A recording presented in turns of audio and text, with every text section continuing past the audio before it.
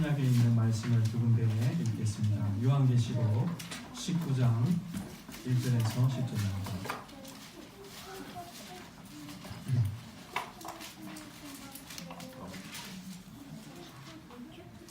성경의 맨 마지막 성경인 요한계시록 19장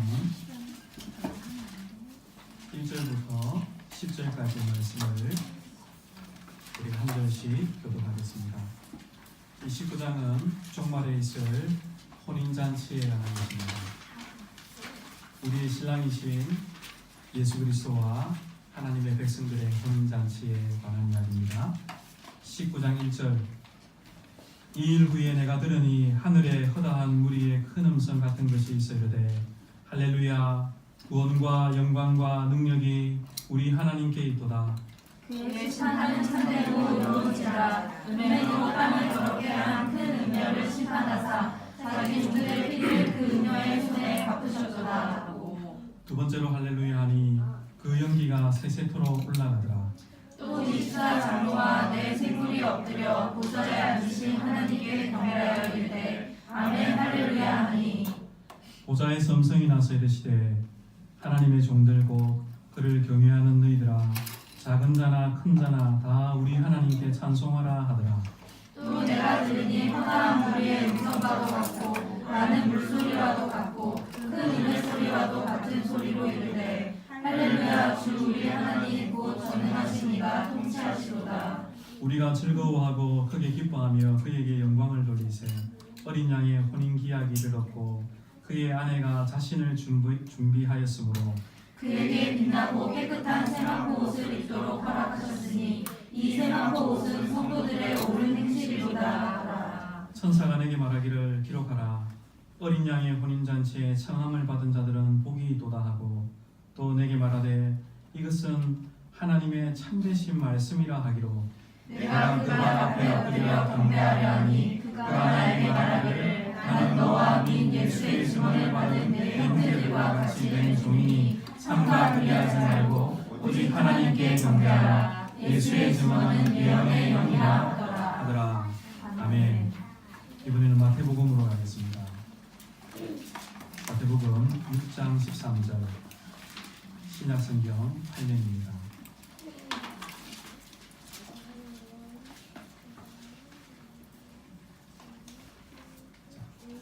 주기도문의 마지막 부분입니다. 우리를 시험에 들게 하지 마옵시고 마시옵고 다만 악에서 구하시옵소서. 자, 그 다음에 있는 것을 함께 읽겠습니다. 나라와 근세와 영광이 아버지께 영원히 있사옵나이다. 아멘. 기도하겠습니다. 하나님 아버지 은혜를 감사합니다. 저희들을 주님의 보좌로 불러 모아주시며 하나님의 음성을 들을 수 있도록 인도하여 주셔서 감사합니다.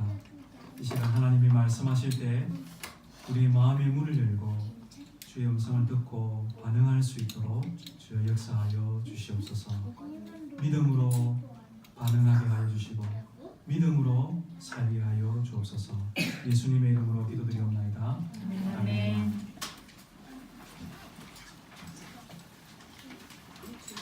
오늘은 한 해의 마지막 주일입니다. 정말 한 해가 얼마나 빨리 지나가는지 정말 쏜살 같아 하는 표현이 딱 맞는 것 같습니다. 아쉬움이 너무 큽니다. 그렇지 않습니까?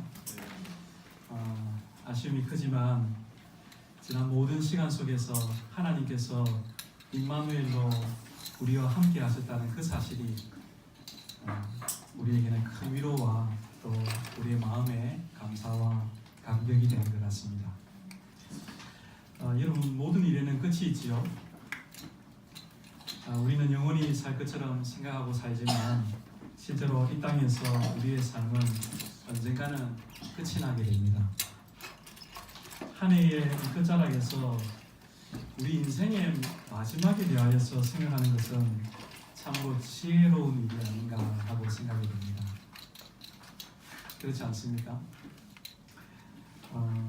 우리나라 사람들은 우리 자녀들을 장례식에 잘 데리고 가지는 않는 것 같습니다.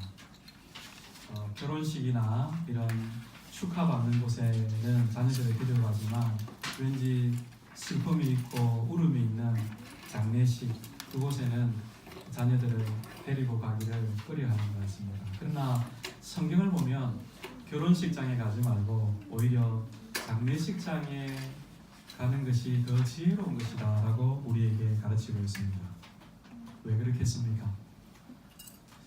누군가의 죽음을 보면서 지금 나에게 주어진 삶, 그 시간을 소중하게 느끼게 되고 그래서 자신의 한계를 깨닫고 나니까 어떻게요? 하나님과 사람들 앞에서 더 겸손하게 그렇게 살아갈 수 있기 때문인 것이죠. 몇 년 전이죠. 종교개혁 500주년을 맞이하여서 저희 노예의 목사님들과 독일을 방문한 적이 있었습니다. 그때에 비텐베르크 대학교를 방문했는데 그 정문에 있는 부조가 굉장히 인상적이었습니다. 제가 한번 여러분에게 말씀드린 적이 있죠. 그 부조에는 어린아이가 해골을 끌어안고 있는데 그 어린아이 옆에는 모래시계가 놓여져 있었습니다. 대학 정문에 두기에는 왠지 좀 무섭다 하는 그런 인상을 받았습니다. 하지만 여기에는 이 대학을 설립한 사람의 어떤 중요한 메시지가 담겨져 있습니다. 그것이 무엇일까요? 이 땅에 태어난 모든 사람들은 언젠가 죽는다는 것이지요. 그러니 시간을 아껴 쓰라는 것이죠. 시간을 소중하게 대하라는 것입니다. 그래서 그 대학 정문을 출입하는 모든 사람들은 그 구조를 보면서 나는 언젠가는 죽게 되는구나. 나에게 주어진 시간을 힘을 다하여서 그렇게 살아내야 되겠구나. 그런 결심을 아마 하지 않았을까 생각이 되어집니다. 우리에게도 언젠가 마지막 순간이 오기에 우리는 주어진 시간, 이 현재를 소중하게 다루고 또 그것을 최선을 다하여서 우리는 살아내야 하겠습니다. 나아가서 우리는 마지막을 생각하면서 어떻게 우리에게 다가올 그 마지막을 준비해야 할까? 나의 마지막, 그 마지막을 내가 어떻게 준비해야 할까를 또 생각해 보아야겠습니다. 만약에 우리가 마지막을 맞이할 때에 후회로 맞이한다면 참 안타깝겠지요. 비통해하면서 슬퍼하면서 마지막을 맞이한다는 그것은 좋은 것이 아닙니다. 아쉬움에 가득 차서 우리의 마지막을 맞이하는 것도 좋은 일은 아닐 것입니다.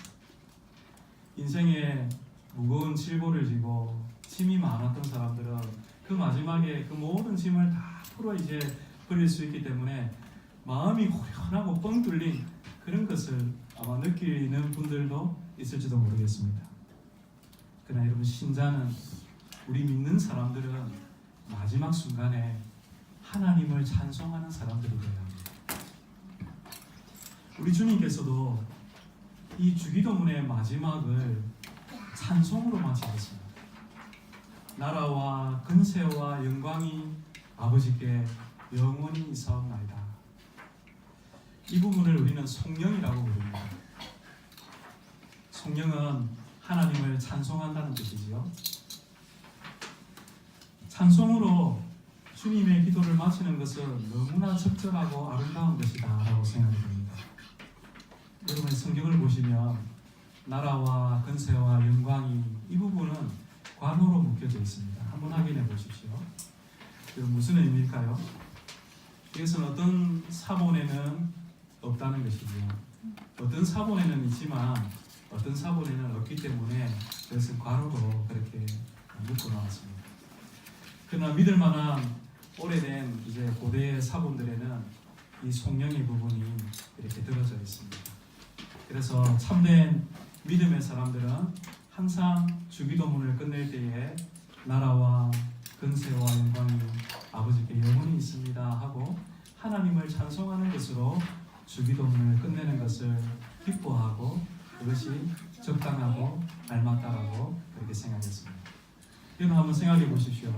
만약에 주님의 기도가 영광으로 시작했는데 그 맨 마지막의 내용이 시험과 악으로 끝난다면 그것이 좀 더 이상하지 않겠습니까? 그래서 우리는 마땅히 찬송으로서 하나님의 이 주님이 가르쳐 주신 기도를 우리가 끝내는 것입니다. 오늘 한 해의 마지막 주일을 보내면서 이 주기도문의 성령을 설교함으로써 이 한 해의 마지막을 이렇게 마무리하는 것은 이 설교자에게도 굉장히 의미 있고 중요하다고 생각이 되어집니다. 왜냐하면 우리는 사실 마무리를 어떻게 해야 할지를 잘 모르기 때문입니다. 여러분들은 마무리를 어떻게 하고 계십니까? 올 한 해의 마무리를 여러분 지금 어떻게 할 작정이십니까? 우리는 범사에 어떤 일을 행할 때도 마치는 것을 어떻게 마쳐야 될지를 잘 모를 때가 있습니다. 우리 학생들은 이제 졸업을 앞두고 있는 사람도 있고요. 이제 학기를 이제 마치고 공부를 마무리하는 사람들이 있는데 공부를 마칠 때 어떻게 마쳐야 합니까? 하루를 쭉 살다가 하루를 마쳐야 하는데 하루를 어떻게 우리가 마쳐야 하겠습니까? 우리는 범사의 모든 일을 마칠 때에 찬송으로 마쳐야 합니다. 하나님을 찬송하는 것이 우리 인생의 마침표가 되어야 한다는 것입니다. 여러분이 사랑하시는 그 로마서, 이 로마서는 전체가 16장으로 되어져 있는데 그래서 두 부분으로 나누면 1장부터 11장까지, 12장부터 16장까지로 나눌 수가 있습니다. 이 전반부죠. 1장부터 11장까지는 하나님의 선택과 예정과 섭리와 하나님의 주권, 그러니까 교리라고 할 수 있습니다. 우리가 믿는 바가 어떤 것인가 하는 것을 주로 이렇게 기록해 놨습니다. 그리고 이제 12장부터는 그러면 구원받은 우리가 어떠한 삶을 하나님 앞에 살아갈 것인가 하는 것을 다루고 있습니다. 그러니까 전반부는 교리편이고 후반부는 실천편이다라고 할 수가 있겠습니다. 자, 그런데 사도 바울은 이 하나님의 사랑과 구원과 은혜와 우리 인생을 향한 하나님의 놀라운 신비를 이렇게 묵상하고 나서 감격적인 찬송을 하기 시작합니다. 이게 로마서 11장 33절 이하의 부분이죠. 하나님의 구원의 교리를 이렇게 묵상하고 나서는 어쩔 수 이 감격, 참을 수 없는 감격으로 그의 입술에서 찬송이 터져 나오는데 그 찬송이 이런 것입니다. 깊도다 하나님의 지혜와 지식의 풍성하며 그의 판단은 헤아리지 못하며 그의 길은 찾지 못할 것이로다. 이는 만물이 주에게서 나오고 만물이 주에게로 말미암고 주에게로 돌아가며 그에게 영광이 세세토록 있을지어다.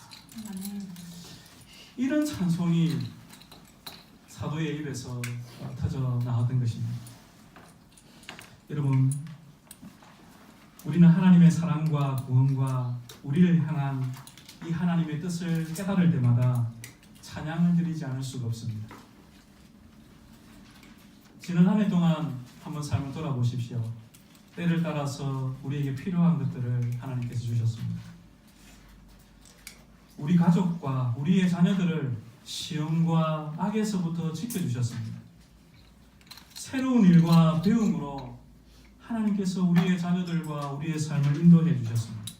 이 모든 은혜를 생각해 볼 때에 우리 입에서는 찬송이 터져 나오지 않을 수가 없는 것입니다.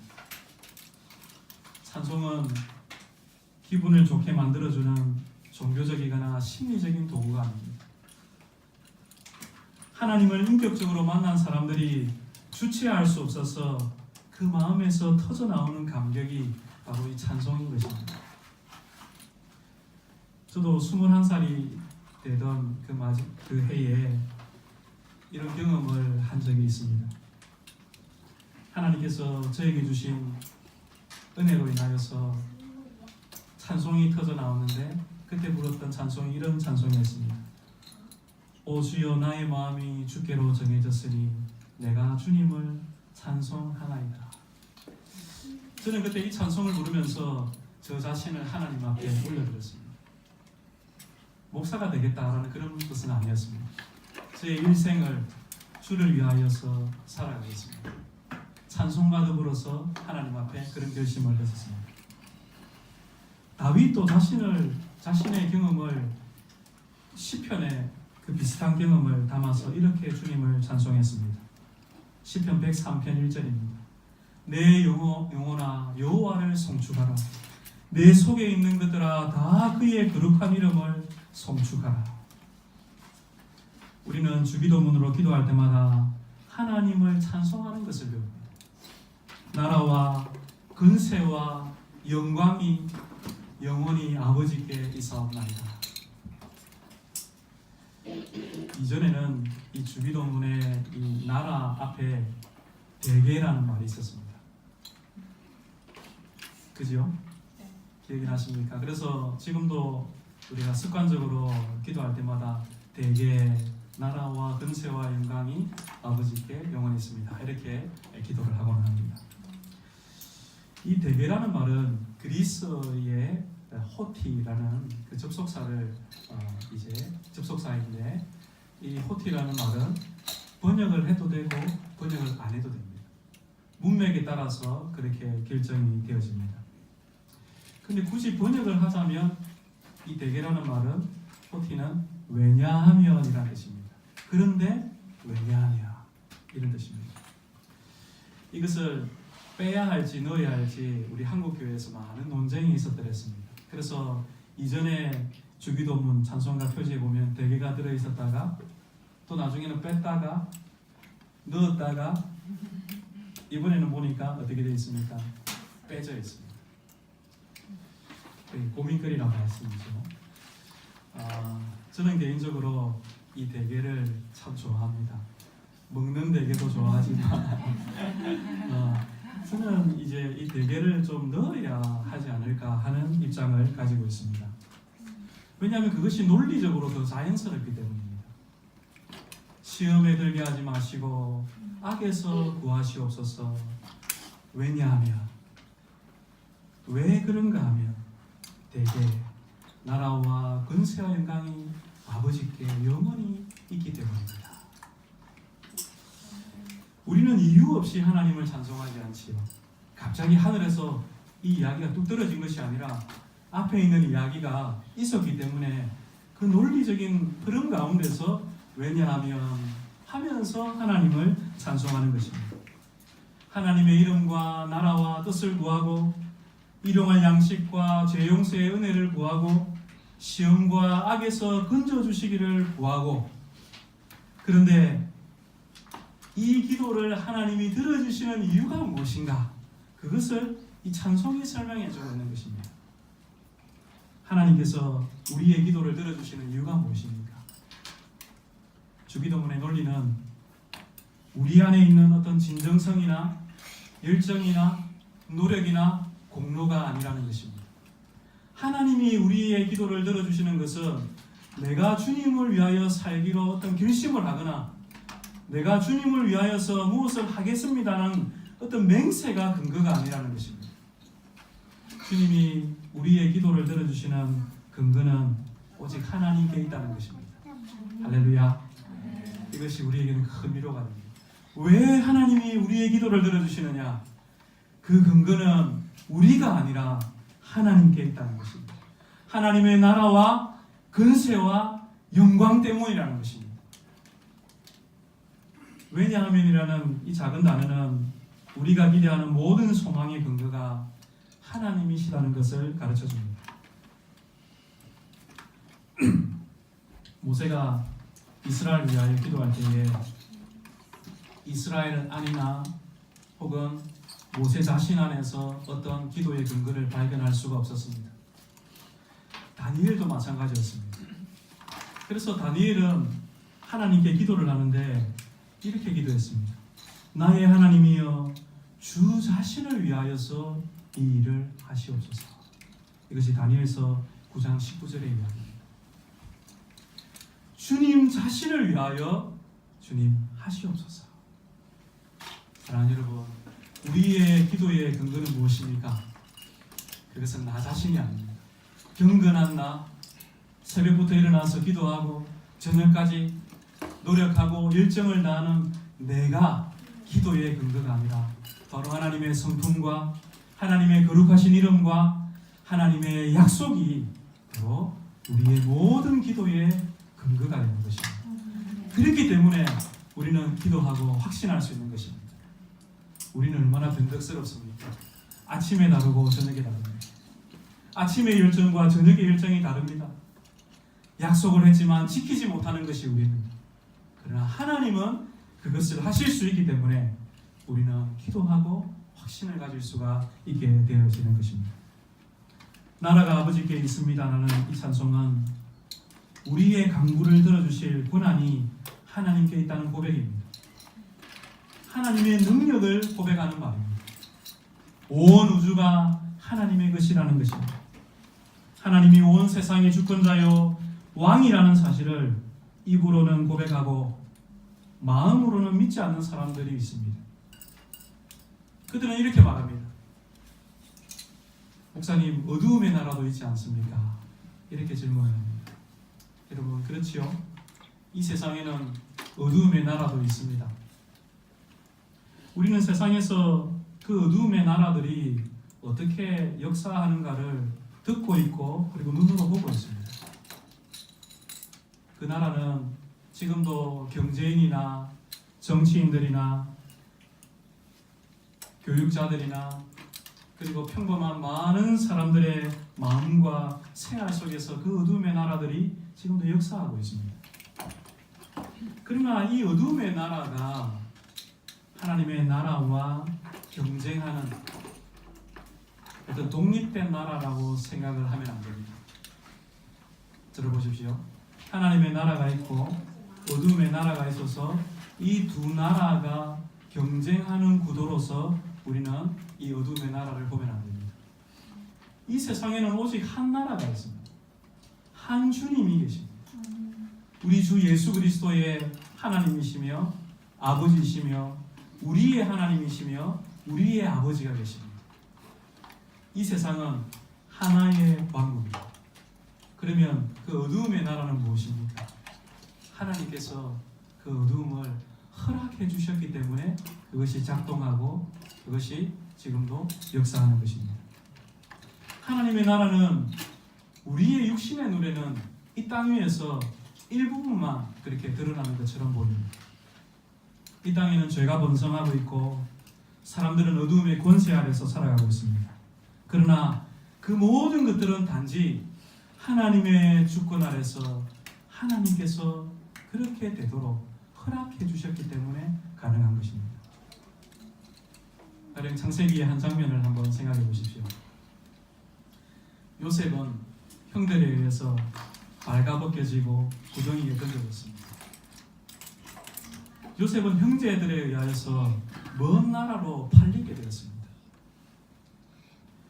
여러분, 이 일이 어떻게 일어나게 되었습니까? 이러한 악한 일들이 어떻게 작동하게 되었습니까? 하나님이 허락해 주셨기 때문에. 하나님은 그 악한 일을 막으실 수 있지요. 일어나지 않게 할 수도 있는 능력을 가지고 계십니다. 형들을 딱 막아서 그렇게 하지 못하도록 요셉을 구덩이에서 건져내실 수 있는 능력이 있는 우리 하나님이십니다. 그러나 하나님 그렇게 하지 않으셨습니다. 그 모든 악한 일을 하도록 그들을 내어버려 두셨습니다. 근데 나중에 요셉이 총리가 된 이후에 형들을 불러놓고 하는 말 중에서 아주 중요한 이야기를 하는데 이런 이야기를 합니다. 하나님께서 이 모든 악한 일들을 선으로 바꾸셨다. 이렇게 얘기합니다.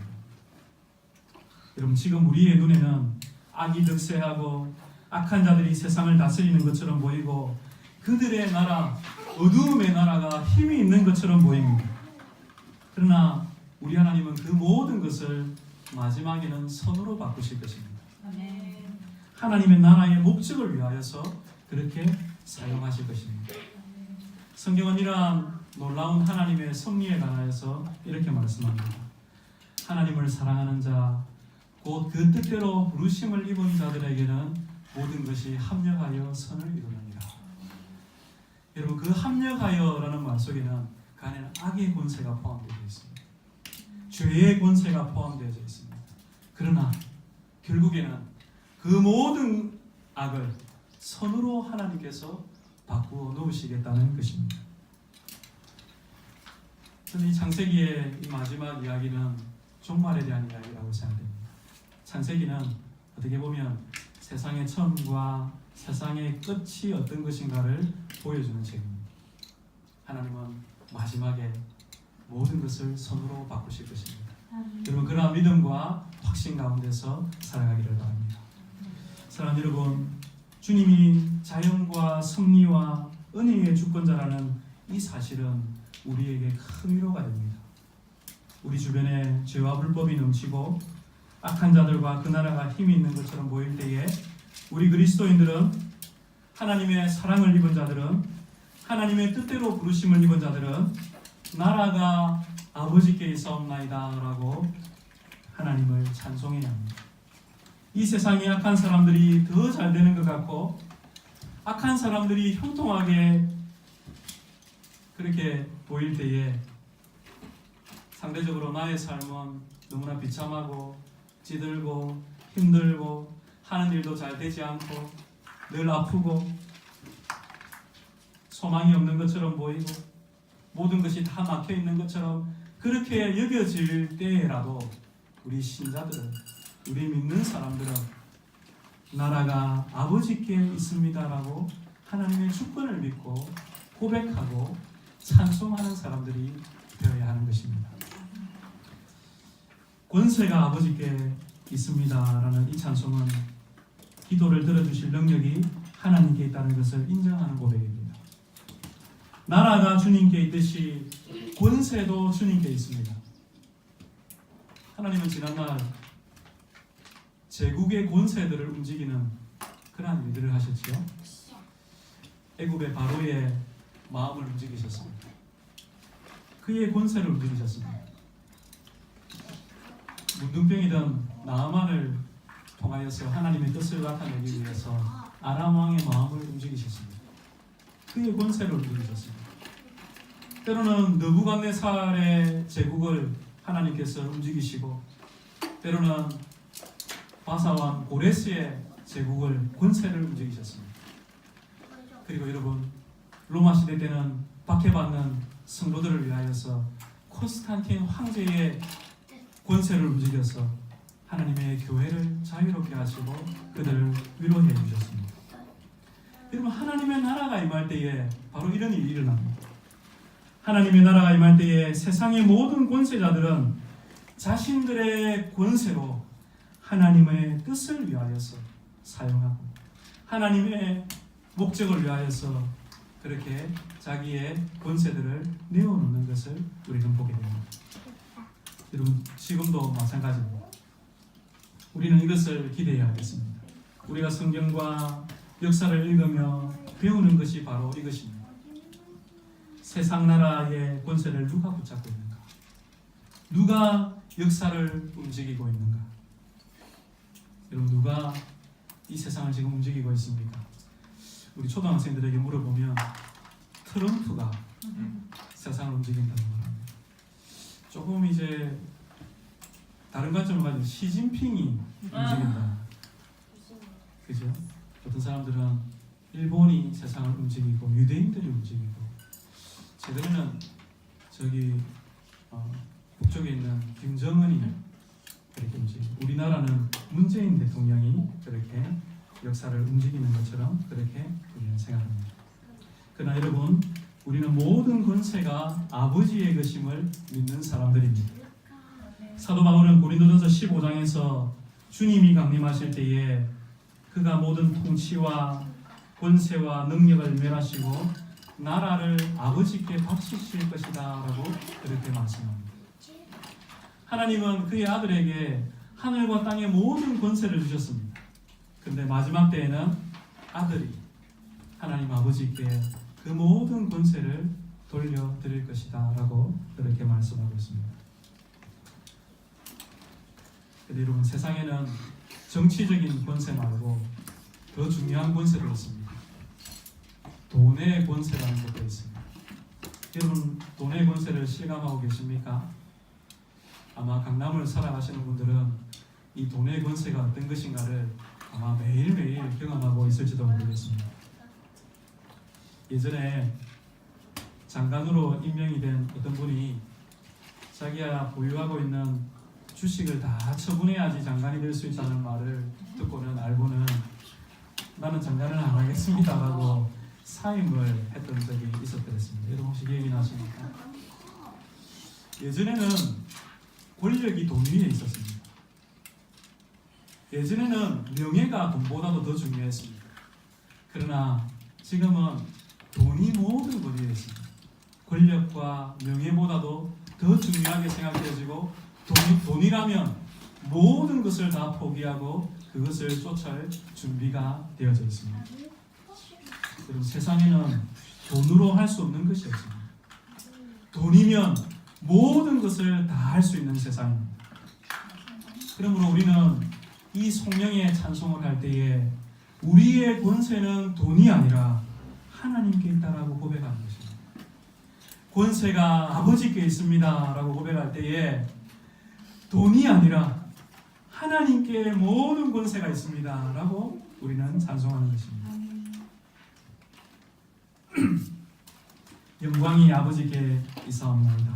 이것은 하나님께 영광을 돌리는 찬송입니다.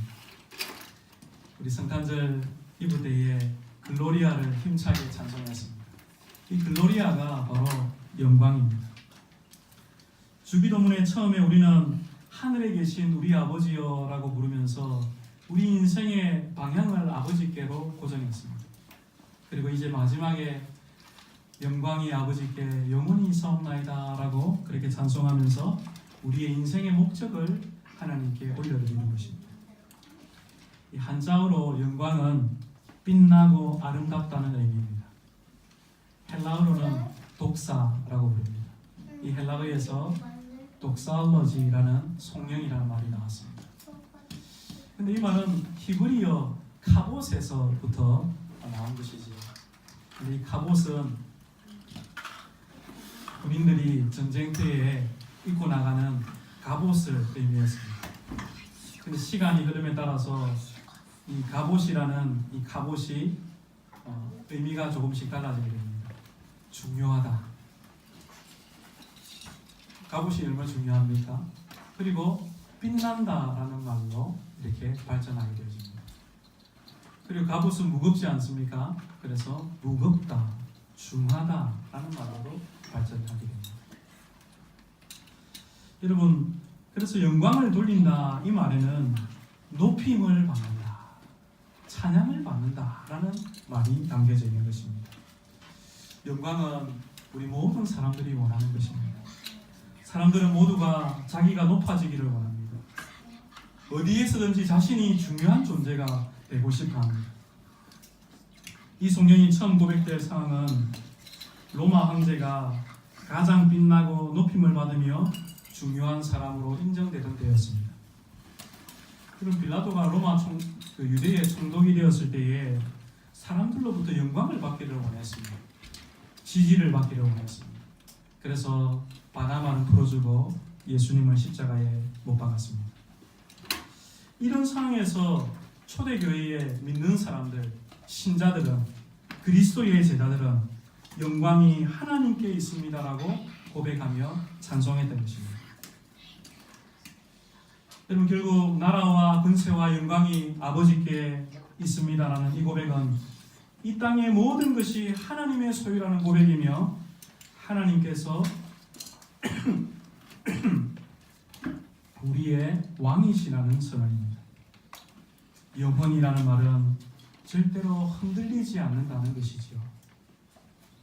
우린 요한계시록에서 완전한 성령을 발견합니다. 완벽한 성령을 발견합니다. 오늘 우리가 읽었던 요한계시록 19장 1절에 보니 이렇게 하나님을 찬송합니다. 할렐루야, 구원과 영광과 능력이 우리 하나님께 있도다. 이 성령은 종말의 어린 양의 혼인잔치에서 초청을 받은 성도들의 노래입니다. 오늘 우리의 노래입니다. 미래의 노래이지요. 이 혼인잔치에는 신랑 대신 그리스도가 계시고 그의 아내인 교회가 준비되어져 있습니다. 그리고 그 혼인잔치에 청함을 받은 사람들이 있습니다. 그들은 예복을 입고 있지요. 빛나고 깨끗한 세마포 옷이다 라고 그렇게 비유적으로 설명하는데 8절에서는 그것을 성도들의 옳은 행실이다 라고 이렇게 설명해 놓고 있습니다. 성도들은 어린 양의 혼인잔치에서 하나님의 구원과 영광과 능력을 찬송합니다. 이렇게 하나님의 구원이 어린 양의 혼인잔치에서 클라이막스, 곧 절정에 달하게 됩니다. 여러분, 이 종말의 성령과 비교해 볼 때에 이 땅에서 우리가 부르는 성령은 완전하지 못합니다.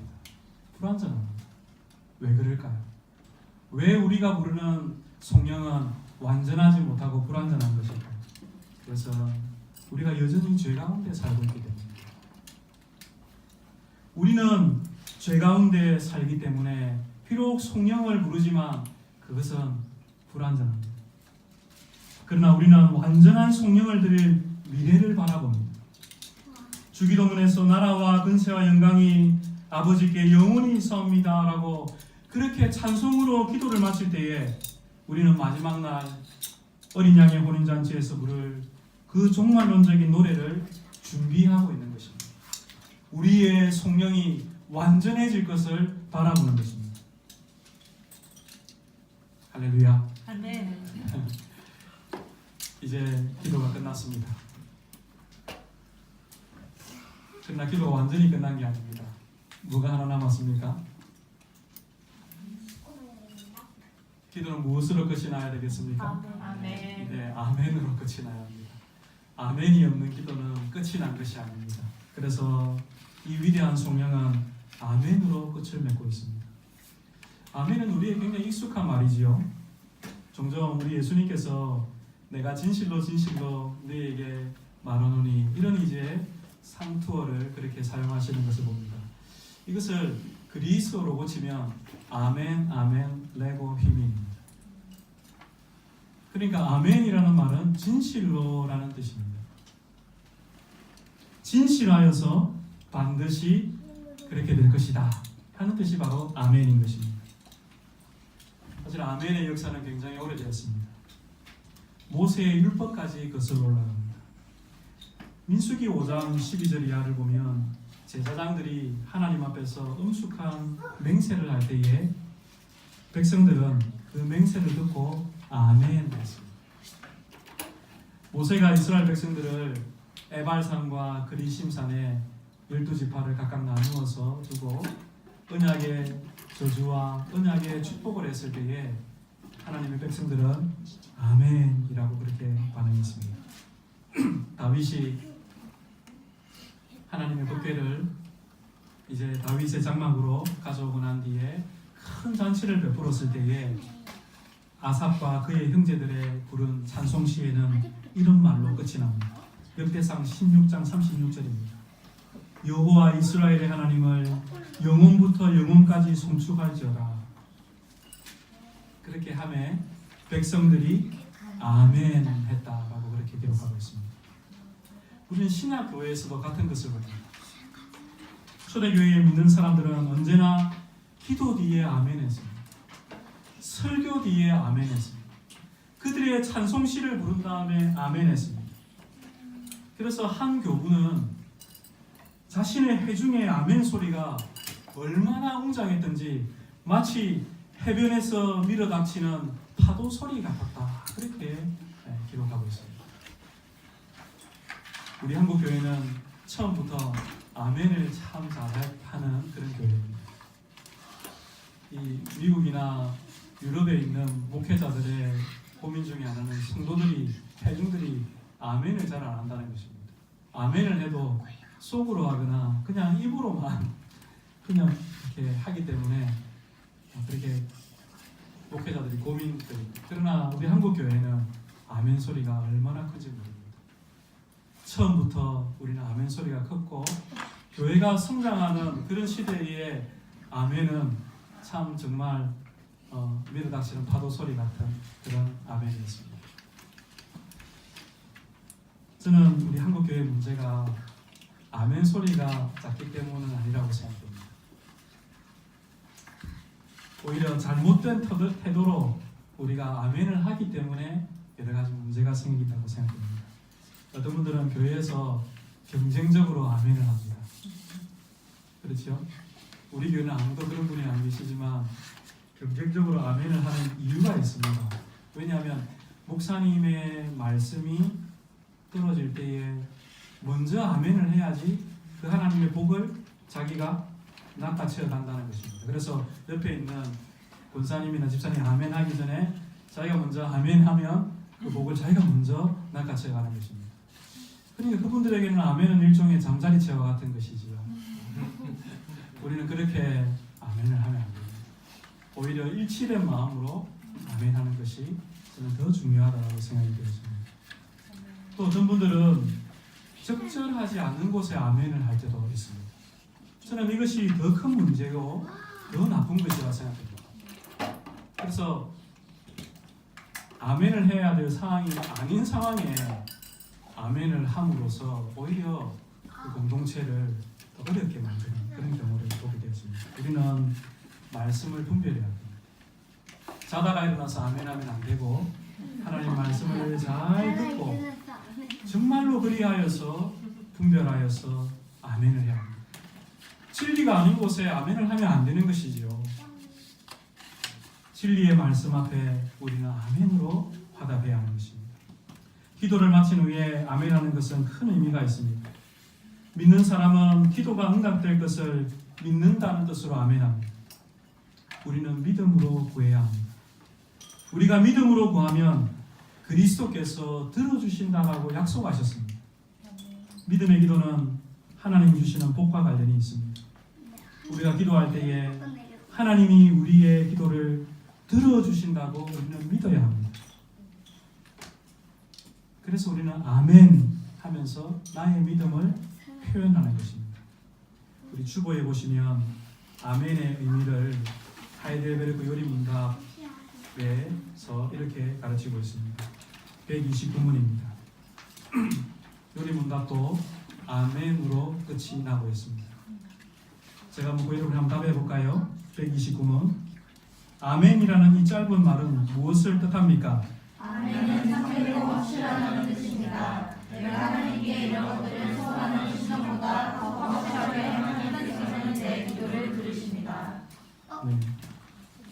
참되고 확실하다는 뜻입니다.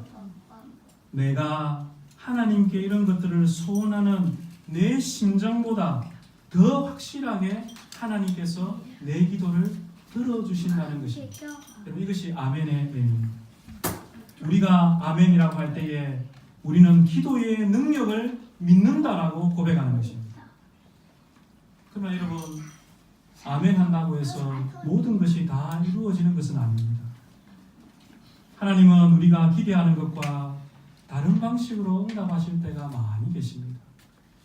우리는 우리의 십자가가 너무 무거워서 이 십자가를 주님 제발 좀 제하여 주십시오라고 기도하지만 하나님은 우리가 그 십자가를 질 수 있는 능력을 우리에게 주시지요. 우리가 시험과 유혹을 받을 때가 많이 있습니다. 그래서 직장에서나 혹은 어떤 곳에서 그 시험과 유혹의 장소에서 나를 좀 멀리 좀 떨어지게 직장을 좀 옮겨 주십시오라고 그렇게 우리는 기도하지만 하나님은 그 모든 시험과 유혹 가운데서 넉넉히 우리가 이길 수 있는 힘을, 그 능력을, 그 도덕성을 우리에게 허락해 주시는 것입니다. 하나님은 이렇게 우리가 구하는 것보다도 항상 좋은 것으로 응답해 주십니다. 솔로몬은 지혜를 구했습니다. 그러나 하나님은 지혜만 주실 뿐만 아니라 부와 명예도 주셨습니다. 우리가 기도하는 동안, 우리가 기도하는 것은 우리가 살아있는 동안 받지 못할 수도 있습니다. 우리가 이 땅에 있는 동안 내가 기도하는 것을 받지 못할 때도 있습니다. 여러분, 스데반을 한번 생각해 보십시오. 성경에는 그런 예들이 많이 있죠. 스데반이 순교하고 난 이후에야 바울이 회심하는 그런 사건이 일어나게 되었습니다. 한편 하나님은 우리가 기도하는 중에도 들어주시고 아직 기도를 다 마치지 않았는데도 우리의 기도에 역사하실 때도 있습니다. 하나님의 방법은 우리가 예측할 수 없을 만큼 다양합니다. 하지만 중요한 것은 하나님께서 우리의 기도를 어떻게 하신다고요? 들어주신다는 것입니다. 하나님께서 항상 우리의 기도를 듣고 계시다는 것입니다. 아멘은 주님이 나의 기도를 지금 듣고 계신다는 확신입니다. 아멘은 비록 짧은 단어에 불과하지만 실로 심오하고 풍성하고 중요한 의미가 여기에 담겨져 있습니다. 그러니 여러분 아무 생각 없이 아멘 하면 안 됩니다. 멍때리고 있다가 아멘 하지 마십시오. 정말로 기도한 것을 하나님이 들으시고 그보다 좋은 것으로 채우실 그 하나님을 기대하는 가운데 아멘 하십시오. 요한계시록을 보면 예수님을 소개하기를 아멘이시요 충성되고 참된 증인이시다 이렇게 소개하고 있습니다. 우리 예수님의 이름들이 참 많은데 우리 예수님의 이름이 아멘이십니다. 사랑하는 여러분, 우리가 기도한 뒤에 아멘할 때에 정말로 반드시 그렇게 될 것을 믿으십시오. 우리가 그것을 받을 가치가 있어서가 아닙니다. 내 안에 있는 어떤 능력, 확신, 내 안에 있는 어떤 열정, 하나님을 향한 맹세 이런 것들이 아닙니다. 오직 아멘이시요 충성되고 참된 증인이신 예수님 때문에 그렇게 될 것입니다. 여러분 그것을 올 한 해를 마무리하며 그렇게 믿기를 바랍니다. 올 한 해 동안 하나님의 은혜로 우리가 살았습니다. 어떻게 마무리하겠습니까? 하나님을 찬송하십시오. 그리고 하나님이 행하신 모든 일에 아멘으로 그렇게 영광 돌리시기를 바랍니다. 그리고 다가오는 새해에도 그 하나님의 은혜가 여러분에게 계속해서 이어지시기를 아버지와 아들과 성령의 이름으로 축원드립니다. 아멘. 주신 말씀에 찬송으로 응답드리도록 하겠습니다. 우리 아까 대복이라고 했지요. 네, 하늘에 계신 우리 아버지여, 찬송가 635장 주기도송을 함께 찬양하겠습니다. 우리 목이 쉬도록 찬송해 주십시오.